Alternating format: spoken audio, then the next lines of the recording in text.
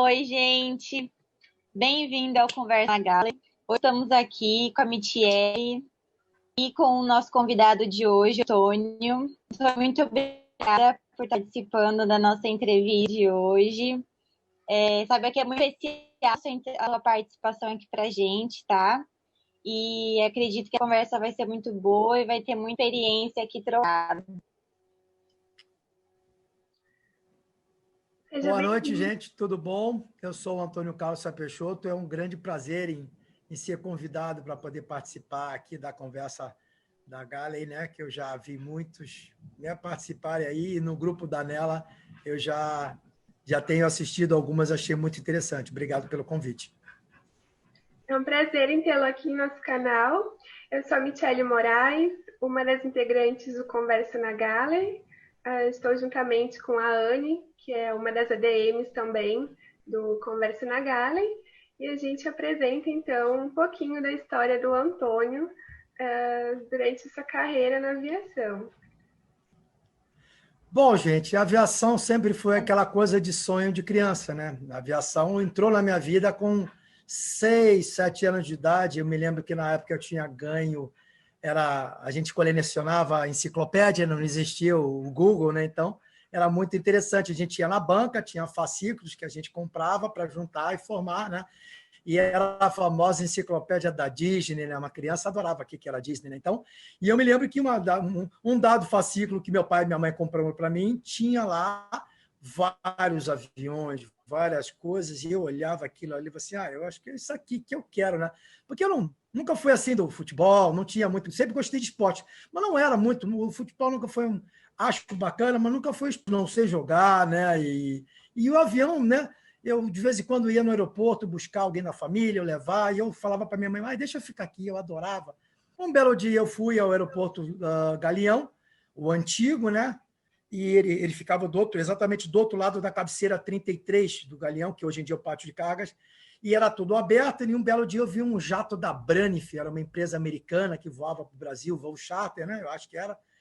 E eles tinham uns aviões coloridos, e eu fiquei encantado, aquilo ali era uma maravilha, um avião bonito, aí via o 07 da Panam, o 707 da Varig, então assim, poxa, e via, né, os pilotos passando, a comissária, o cara, né, arrumado de cap branco, né, vendo todo aquele movimento, aquilo sempre me encantou.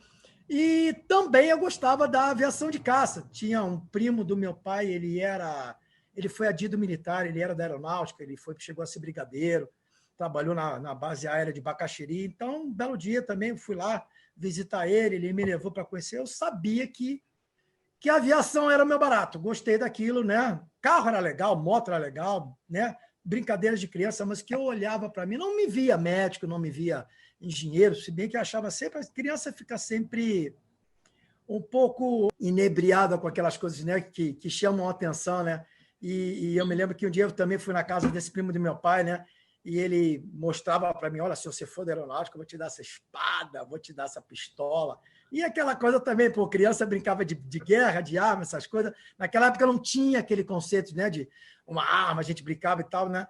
E ver aquilo, né, aquela coisa povoou o meu inconsciente, eu ficava, né, sempre sonhando quando é que eu vou ter aquela espada, quando é que eu vou ter aquela arma, quando é que eu vou usar aquele uniforme. E a aviação não veio do jeito que eu imaginava. Eu ia, né, na realidade, eu ia fazer escola de cadetes, eu ia para Barbacena e coisa e tal, mas aí foi um ano conturbado, meu pai ficou doente, e depois meu pai veio a falecer, né? Eu estava com, sei lá, 17, 16. Pô, meu pai era aquela coisa, meu ídolo, né? Um cara bacana pra caramba, né? Eu sou o mais novo de uma família de 4, eu era o mais novo, e aquilo bateu muito forte em mim, né? Eu desisti, e a minha mãe, na época, estava, né, conversando comigo e tal, porque o meu irmão tinha tido, na época, a oportunidade de viajar para o exterior, de fazer o intercâmbio, né? Ninguém tinha dinheiro, era tudo sempre muito difícil. Meus pais sempre ralaram muito, trabalharam bastante. E eu falei assim, poxa, quem sabe você vai para lá, pensa, e quem sabe você fica lá esse tempo, faz lá, sei lá, uns 3 meses, 6 meses, e você volta para o Brasil e faz a prova e coisa e tal. O problema foi o seguinte, que eu fui para os Estados Unidos e me esqueci lá. Eu fui para lá e me encantei com o país e fui ficando. Fui ficando. E lá eu fui primeiro para o estado do Missouri, fiquei lá alguns meses e tal. Aí a escola entrou em greve, coisa e tal, me mandaram para um lugar ruim, a beça na época, chamado Califórnia, né? Los Angeles. Eu me né? Me vi naquele lugar, no centro do programa, e aí não deu certo, eu volto para o Brasil, não volto. Aí tinha uma amiga, a filha da madrinha da minha irmã, amiga da minha mãe, morava em Los Angeles, ela fazia uma bolsa do CNPq e ela estudava na UCLA, né? Faculdade famosa que tem lá, enorme, né? Eu fui ficar com ela e coisa e tal lá, e aí por um acaso conheci alguns brasileiros que se tornaram meus amigos. Na época eles estavam fazendo cursos de piloto, porque os pais eram comandantes, a Varig tinha uma operação, né, que era Los Angeles, que fazia Los Angeles de estoque. Então comecei a conhecer os caras, e os caras fazendo curso de piloto. Eu falei, puxa, que legal, olha só, né? Uma coisa que você acha que, né, a vida de repente te leva para um lado, de repente te leva para o outro. E lá eu comecei a me interessar. Comecei a estudar e coisa e tal, mas fiquei lá praticamente uns 5 anos e pouco. E aí eu falei, aí minha mãe estava sozinha, estava, né, viúva e coisa e tal, meus irmãos casando, indo embora, aí eu voltei para o Brasil, e aí comecei a fazer o meu curso. Fiquei amigo de um cara, num clube que eu frequentava, né, lá no Rio, que eu moro em Porto Alegre hoje em dia, quer dizer, eu moro já há 20 e poucos anos em Porto Alegre. E aí eu conheci esse cara e coisa e tal, a gente ficou muito amigo, a gente começou a fazer o curso junto, a gente estudava junto, ficamos juntos, assim, trabalhando junto, coisa e tal. Eles trabalhavam numa empresa do governo, né? E eu trabalhava em tudo, né? Para poder pagar a hora de voar a cara, né? Eu voava em Jacarepaguá, no Aeroclube do Brasil. Foi uma escola muito boa, tinha muita gente bacana na época. E naquela época a gente tinha aquelas bancas do DAC, você tinha que estudar muito, era tudo muito exigido, né? Era muita dedicação. Eu trabalhava em banco, trabalhei depois numa joalheria, porque eu voltei dos Estados Unidos e, graças a Deus, consegui adquirir uma boa fluência no inglês e coisa e tal, estudei lá, né? E isso me possibilitou ter aqueles empregos, né? Olha, não tinha uma qualificação para ter um bom salário, para pagar minhas horas de voo, mas tinha pelo menos possibilidade. Trabalhei em joalheria, trabalhei em hotel, como, né? Eu fui fazendo coisas para poder ter subsídio, para poder pagar. Né? E fiz o meu... Terminei o MPP, comecei a fazer um BPC, aí fui para São Paulo, fui para uma cidade no interior de São Paulo, fiz meu PC, multi-FR lá, e não conseguia, porque que era tal história. Antigamente, tinham 3 empresas grandes no Brasil que todo mundo almejava entrar nelas, né? Lógico, eu não preciso nem mencionar. Eram as 3 grandes e as 2, não vou dizer pequenas, tão boas quanto, só que eram as regionais da época, né? E, sei lá, tentava numa, não dava, tinha prova e coisa e tal, e antigamente tinha aquela famosa história do cara que tem o conhecido, o peixe, né? Porque você chegava para falar com um cara que era o piloto-chefe, você tem carteira disso, você tem carteira daquilo. Aí a gente brincava com...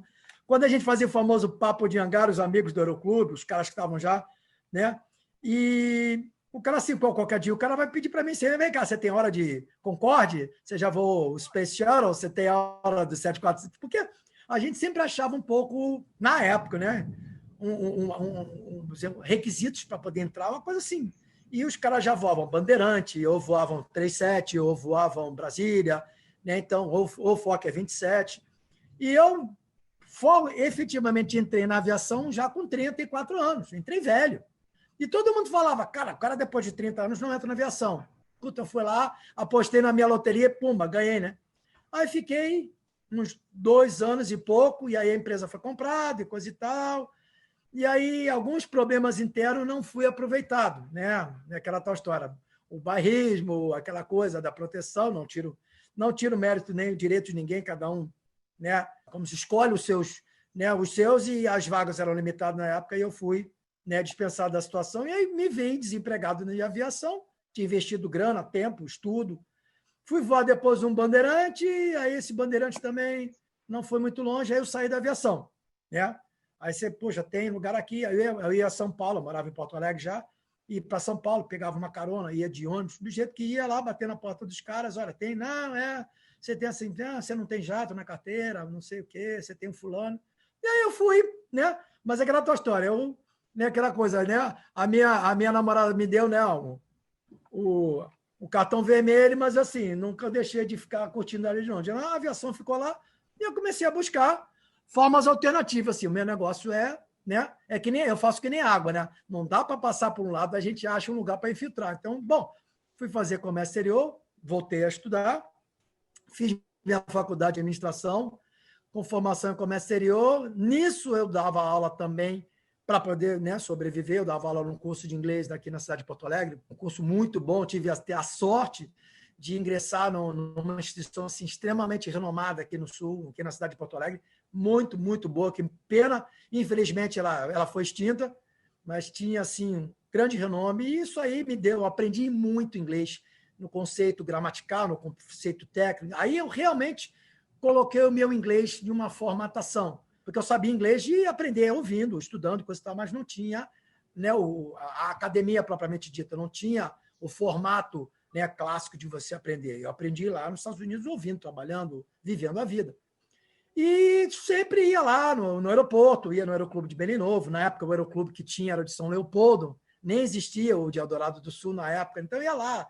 E comecei a ficar amigo dos caras, ia lá, fazer um voo aqui. Lógico, também era complicado, né? Eu deixar de comer, deixar de viver para poder pagar uma hora de voo. Mas sempre arrumava um jeito, um amigo fazia, e a gente chama uma coisa de fazer voo que a gente chama de voo de saco, né? Tipo saco de batata. Você vai para lá, fica lá parado e olha o cara deixa voar um pouquinho e tal, mas não conta com uma hora, né?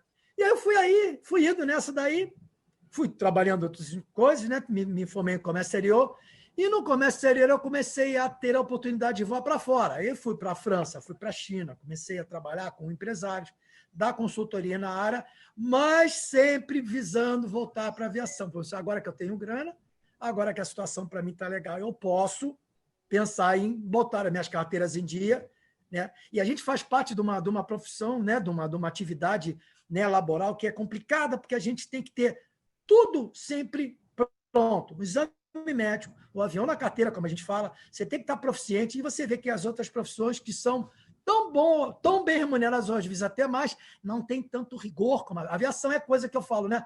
Me desculpe se alguém de repente se sentir ofendido, mas eu pensava assim, é coisa para maluco. Você estuda, você tem que estar com a tua saúde em dia, você tem que fazer prova sempre, você sempre como se diz, é verificado anualmente. Então, você está numa empresa aérea, você faz um simulador para você treinar panes e situações de emergência, depois você faz uma de caráter muito mais psicológico, que é o LOFT, né? Que você trabalha numa operação, que você tem comissários e o instrutor, e as pessoas interagem com o teu psicológico e não com a tua proficiência técnica propriamente dita, né? Quando você faz um simulador, que a gente faz o periódico, são os periódicos que a gente faz, como vocês, né? Os comissários também fazem, né? Então, voltei, né? Gradualmente, comecei a voar e tal. Aí veio a famosa normativa da ICAO, que a partir de um dado momento, todo mundo no mundo teria que ter uma proficiência linguística para voar fora do Brasil. Então, eu achei esse nicho. Em 2008, a ANAC veio com a normativa, eu fui um dos primeiros a fazer as provas, que tinham pré-teste, depois você fazia a prova e tal.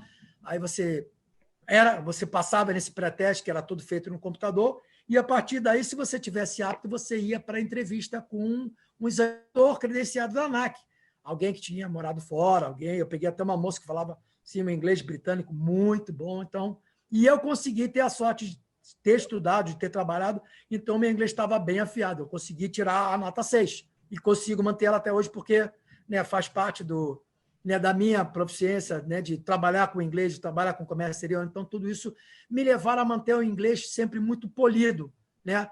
E até conversei com a Ana outro dia. Existem coisas que, se a gente faz por um determinado tempo e a gente faz com dedicação, a tendência é que a gente se torne bom nisso. Se tiver dedicação, né, e vontade de fazer isso, se você tiver talento também para ela, você se tornará um ícone.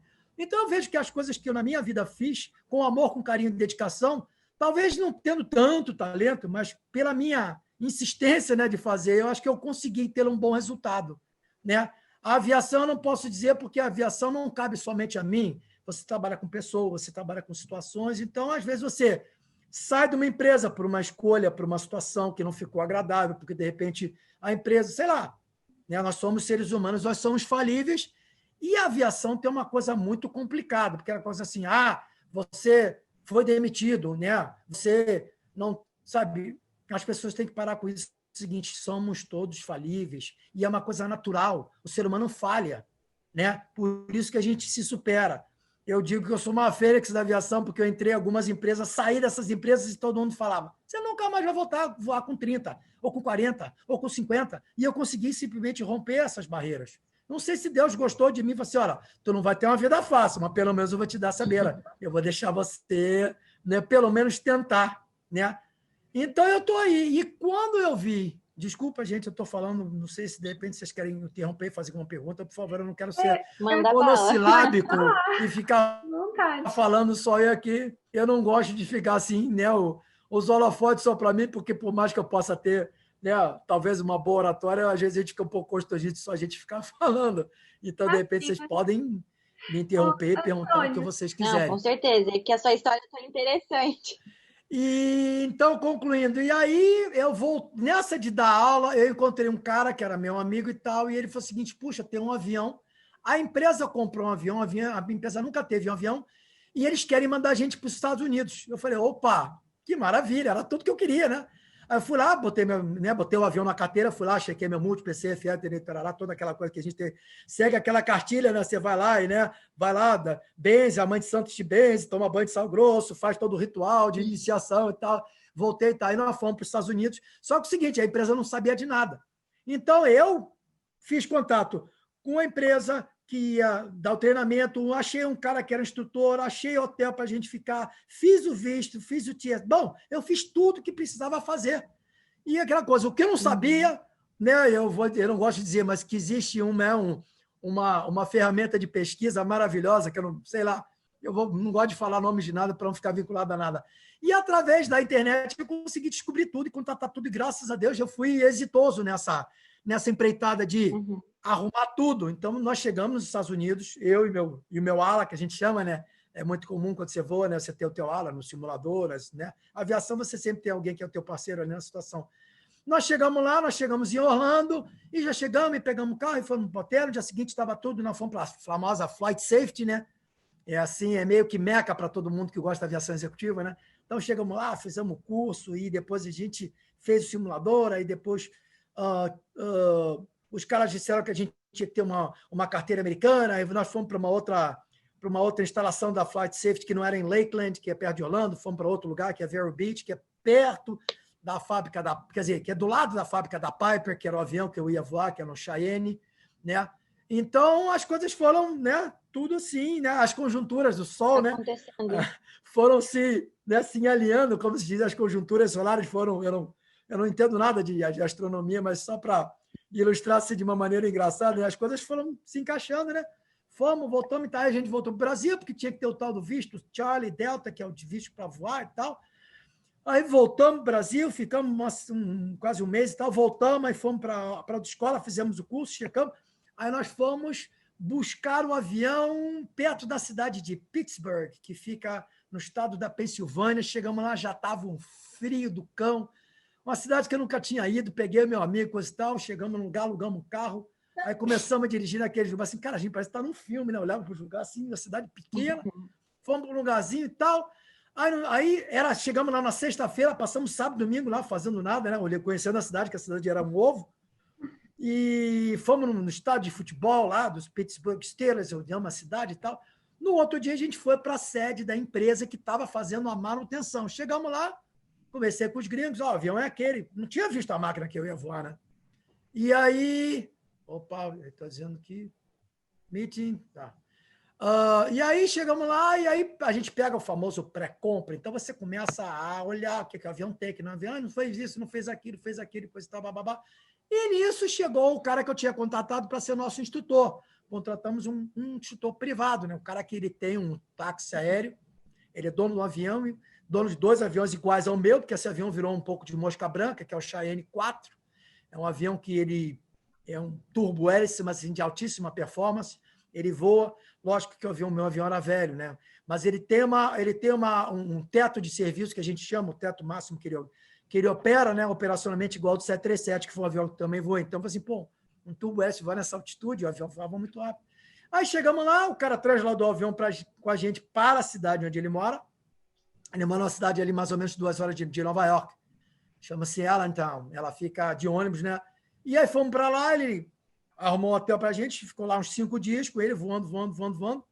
Ele levou o avião com a gente até Orlando, e aí ele não pôde transladar o avião com a gente para o Brasil, e a gente teve que contratar um comandante por efeito de seguro, quando uma empresa aérea precisa de pilotos com experiência, não é que você não confie no cara, é que é o seguinte, existem empresas seguradoras de avião.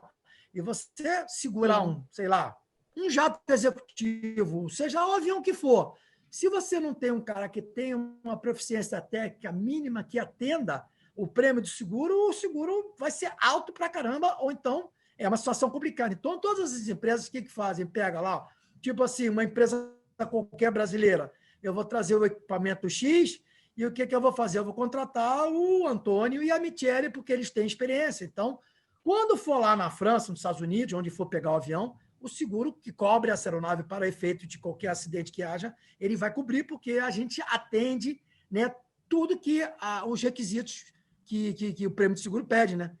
Então, o que acontece? Nós trouxemos, bom, foi um voo maravilhoso, a gente fez um voo pingando, a gente saiu de Orlando, pousamos em São Martin é um lugar lindo, e a gente voando em cima do Caribe, entramos por Macapá, a de Macapá teve que deixar um cara, bom, só sei que a gente fez meio que volta ao Brasil, né? Fizemos Macapá, Fortaleza, Sorocaba, Porto Alegre, foi muito bacana.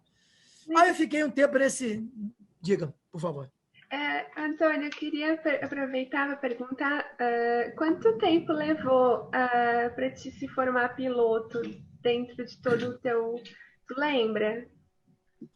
Olha, eu tive, assim, na minha época, era uma coisa um pouco, não vou dizer mais lenta, mas assim, a aviação civil, ela vamos dizer, ela é diretamente proporcional com a quantidade de grana que você tem para investir, né? Claro. Então é o seguinte, o meu PP levou, sei lá, um ano e pouco.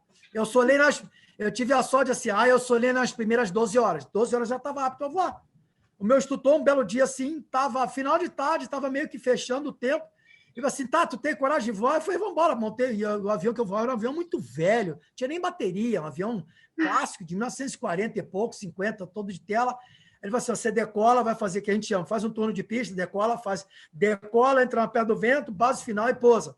E aí remete, faz uma sozinho. Vez. Aí eu assim, meio assim, cara, tu tem certeza, né? Aí eu assim, seja o que Deus quiser, filho. Quando eu rodei o avião, tirei do chão, eu falei assim, cadê tu, cara? Fui lá, né? E aí você fala, bom, eu sou apto a fazer isso. Né? É que nem aquela história do Dumbo, quando você larga a peninha e você fala assim, pô, cara, será que eu não vou morrer? Cara, é minha vida que está aqui. E aí você fala assim, pô, que legal, né, cara? Pô, eu tenho confiança. E eu consegui absorver nesse curso, espaço de tempo, capacidade, vamos dizer, instrução suficiente para poder não morrer, né? Decolar e voltar e fazer tudo direitinho, bonitinho, conforme o cara falou, né? Fiz aquele pouso meio, tu treme, né? Tu fica suando na mão, né? Aí eu falei assim, cara, eu entrei na perna do vento, eu começava a contar, olha, quando você passar, você conta, tira. E eu parecia assim, eu falava exatamente, parecia uma velha rezando, né? Não sei o quê, papapá, reduz o motor, compensa o avião, não sei o quê, dá flap. E eu falando sozinho, eu sempre fiz isso, eu falo, as minhas filhas assim, pai, você tá falando com alguém? Não, eu falo sozinho. Eu faço isso desde pequena. Porque é uma maneira de você reforçar o teu conhecimento, pelo menos para mim serviu, né? Aí fui lá, a base, eu falei assim, que bom, tá chegando, aí em TCTP, a base final, dei flap no bicho e tal, tá chegando a final, aí tá, vai, agora não vai fazer besteira, Antônio, pelo amor de Deus, com cuidado, calma, classe categoria, na aviação a gente se fala, calma, classe categoria, faz direitinho, bonitinho, não vai fazer, aí posei, toquei, cheguei lá, encostei o avião, cortei todo mundo, valeu, o nego me abraçou, me jogaram água, fizeram uma boa de besteira, porque era muito legal isso, né? Depois do PP para o PC foi um pouquinho mais demorado, que era mais hora, era uma navegação mais longa, e aí você já fazia o PC e também você fazia o instrumento. E na minha época, o DAC exigia que você fizesse 5 matérias de PC e depois você fazia 3 matérias que eram específicas, que eram as mesmas matérias, só que para o IFR. Então você tinha navegação, regulamentos, conhecimentos técnicos, meteorologia e... Oh, meu Deus, que está faltando, Jesus. Mas me ajuda aí. E teoria de voo, besteira. Aí você fazia no IFR, navegação e instrumento, meteorologia para instrumento e regulamento de tráfego para instrumento. Então, no final das contas, você fazia 8 provas. Então, você fazia assim, tipo, no sábado você fazia as de PC e no domingo você fazia as de IFR, né? E aí, lógico, peguei a carteira, comecei a voar e fiquei desempregado. Pai, como é que eu faço? Aí, não sei o quê, bababá, vai, não vai, como é que eu faço, como é que eu não faço, como é que eu faço, como é que eu não faço. Aí comecei a trabalhar outras coisas, comecei a fazer bico, coisa e tal, arrumar grana, tinha um carro, vendi meu carro. E aí eu fui para São Paulo, fiz todo o meu curso lá, chequei, aí acabei fazendo o meu multi. Então, eu fiz PC, IFR e o multi. E nessa daí eu arrumei, depois de um certo tempo, eu arrumei um lugar para voar lá para cima, perto do Acre, por ali. E eu fui voar para um cara, para um senhor, um avião monomotor em troca de hora. E eu ficava na fazenda, não ganhava dinheiro, mas ele me dava hora, e foi assim que eu fui construindo as minhas horas de voo, a minha experiência. Depois eu fiquei um tempo parado e eu voltei a dar instrução de simulador básico, né? Que a gente fazia o simuladorzinho. Hoje em dia é tudo flight simulator, mas na época não tinha. Então você ia fazer a tua proficiência técnica de aprender a voar instrumento, você pagava, era muito mais barato pagar um simulador desse, né? Num curso que era lá no subsolo do Santos Dumont, o Skylab, foi a minha primeira casa, o seu Alex, que é uma pessoa muito bacana, que foi meio que paizão de todo mundo lá, né? Ensinou muita gente que voa, muitos comandantes passaram por ali. E aí eu comecei a dar instrução nesse simulador, fazia um bico ali, coisa e tal, né? E aí eu consegui entrar para uma empresa que voava o Caravan. Era um avião novo no Brasil, aí comecei, entrei de copiloto, coisa e tal, tal.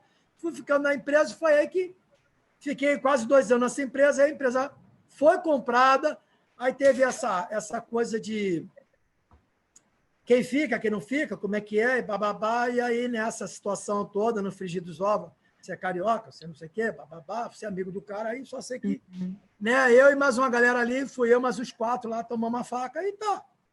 Vida que segue, né? E, Antônio, em quantas empresas brasileiras você conseguiu trabalhar?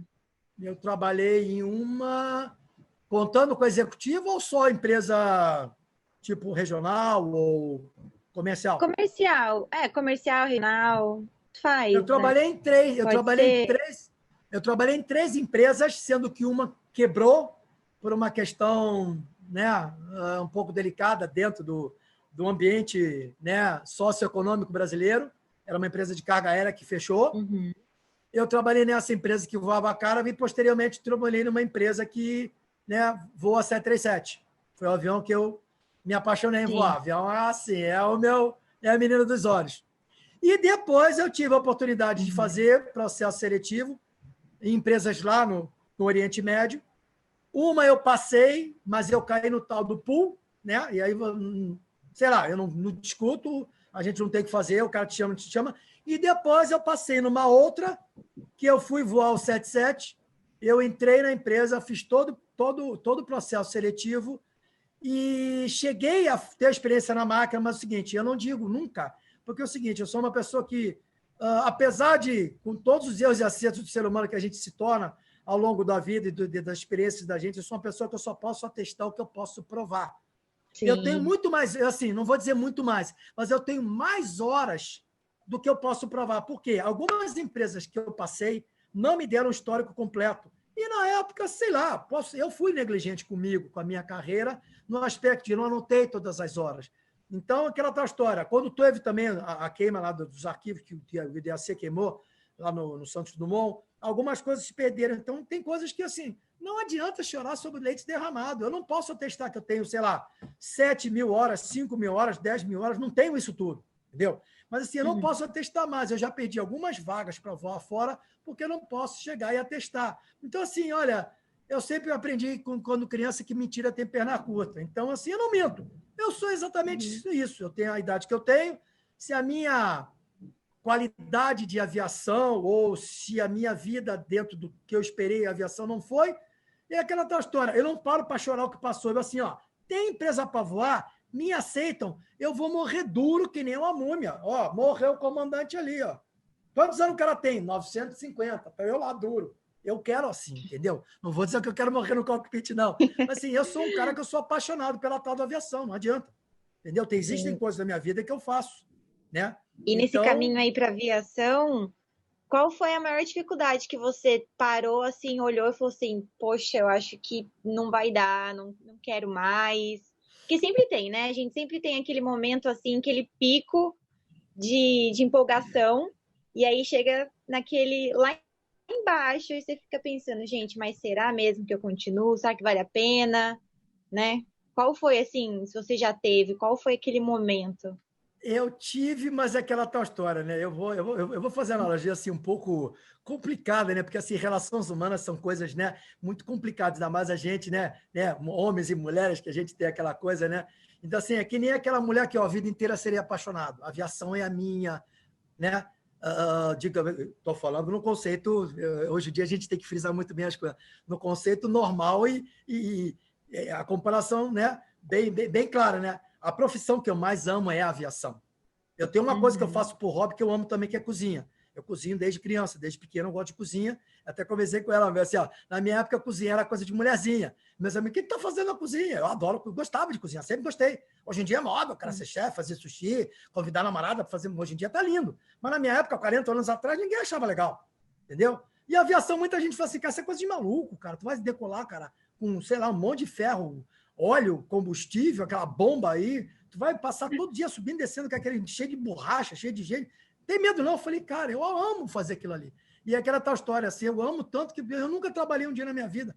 Lógico que você fala isso de uma maneira muito poética, né? Que a aviação tem o cansaço, tem o problema, tem o estresse, tem tudo isso, mas a gente já tem quem é piloto, assim, eu gosto de dizer assim, eu sou aviador.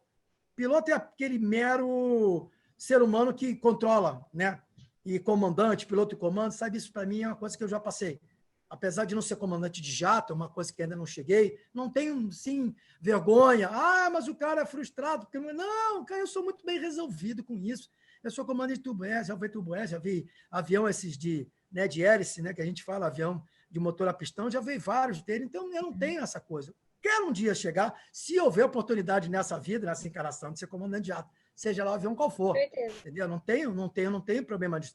Mas os problemas que ocorreram no Brasil, desses pacotes econômicos, no qual as empresas não contratavam um amigo no lugar para te dar uma brecha, e você sempre entrava pela meritocracia. Tu tinha que estudar muito. Você tinha que queimar as pestanas estudando. Eu me lembro que eu estudava assim, a minha mãe ia dormir, eu começava a estudar meia-noite, falava às 7 da manhã. Meu filho, não sei o que, coisa e tal. Não, era o horário que eu tinha paz e tranquilidade. Porque não tinha um infeliz fazendo barulho, não tinha passarinho piando, não tinha carro freando, cachorro latindo, gato miando, não tinha nada.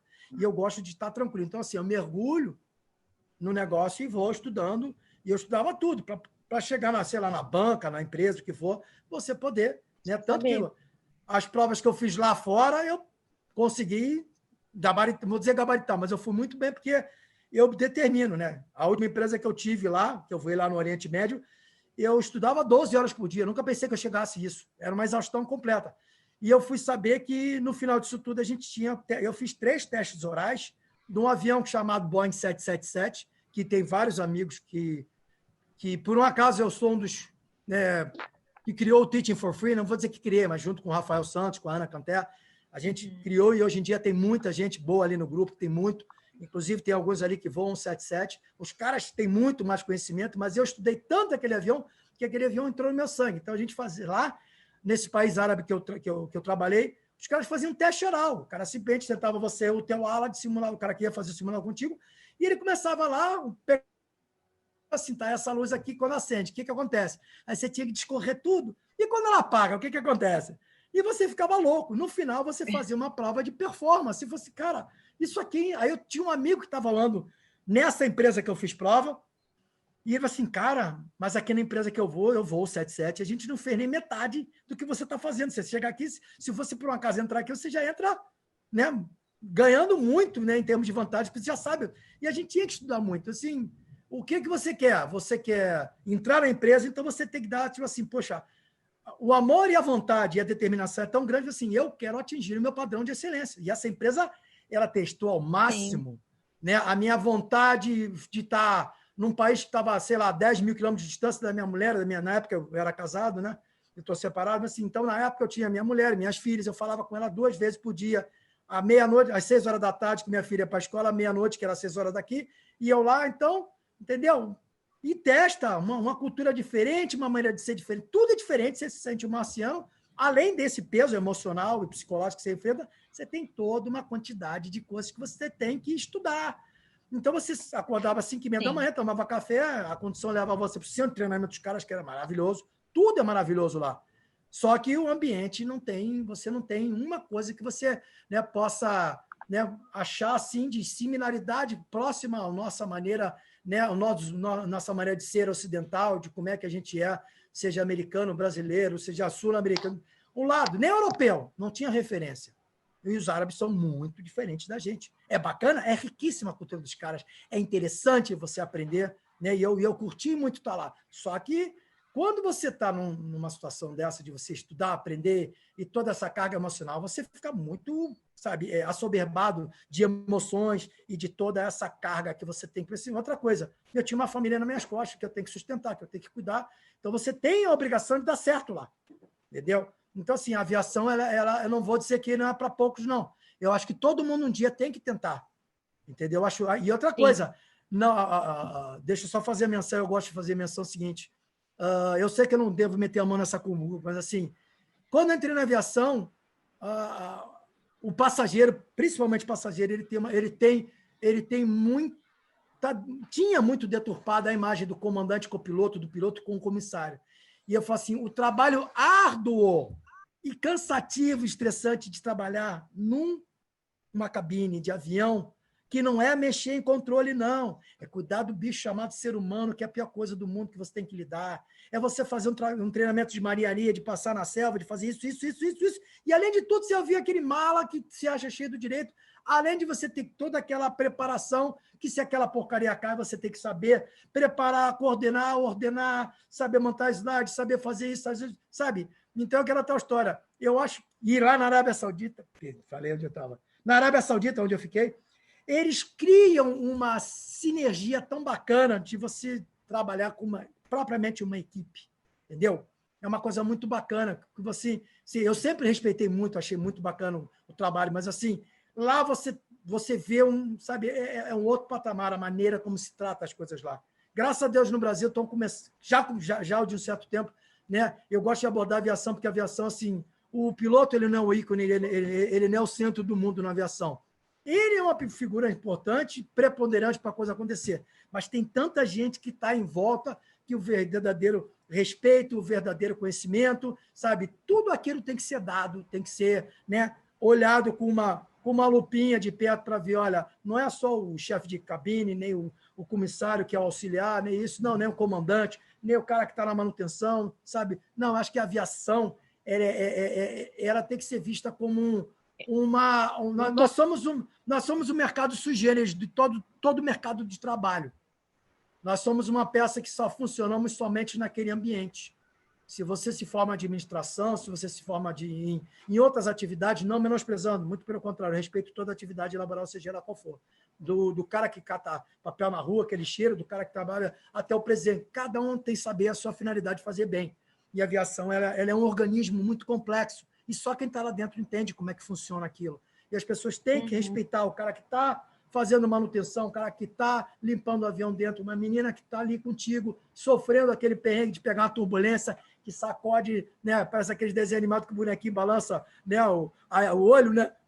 A menina lá atrás está desesperada, ela tem que estar tranquila para poder chegar para dizer para o passarinho, não, senhor, nós estamos passando somente uma turbulência, daqui a pouquinho, sabe? E ter, sabe, todo esse treinamento. Então, a aviação, eu acho, sabe, uma coisa muito legal, mas assim, para você entrar, você tem que gostar muito, entendeu? Tem que gostar mesmo. Você tem que gostar bastante. É uma atividade que demanda muito da tua pessoa, em termos de determinação, de vontade. E eu digo isso para mim sempre, quando eu acordo e quero voar. Pô, tu já não teve o suficiente, já não apanhou o suficiente, já entrou, já voou, e já quer voltar? E eu falo, cara, eu quero voltar. Eu sou daquela piada. Existe aquela piada do macaco, né? Que o macaco foi para o céu e fazer um monte de besteira. Você não quer saber se eu estou batendo ou estou apanhando, eu quero pau, eu quero paulada, eu quero briga. E eu sou igual na aviação. Quem nasceu para fazer isso, nasceu. Eu sou assim, a aviação para mim é um barato. Sempre foi um barato, assim, ela mexe com meus, né, com toda a minha emoção, uma coisa que me deixa assim, olha, a gente se sorri por dentro quando está voando, né? Você decolar, pode estar, tá chovendo agora. Você decolar de Porto Alegre no mau tempo, vindo para São Paulo, para Brasília, para Buenos Aires, que às vezes é um horror ir daqui para Buenos Aires, você vai feliz. Vai sacudir, vai não sei o quê, mas você conhece aquela máquina, e o meio que você conhece, né, que é a meteorologia, que, lógico, ela é muito inconstante, mas você aprende a ler ela.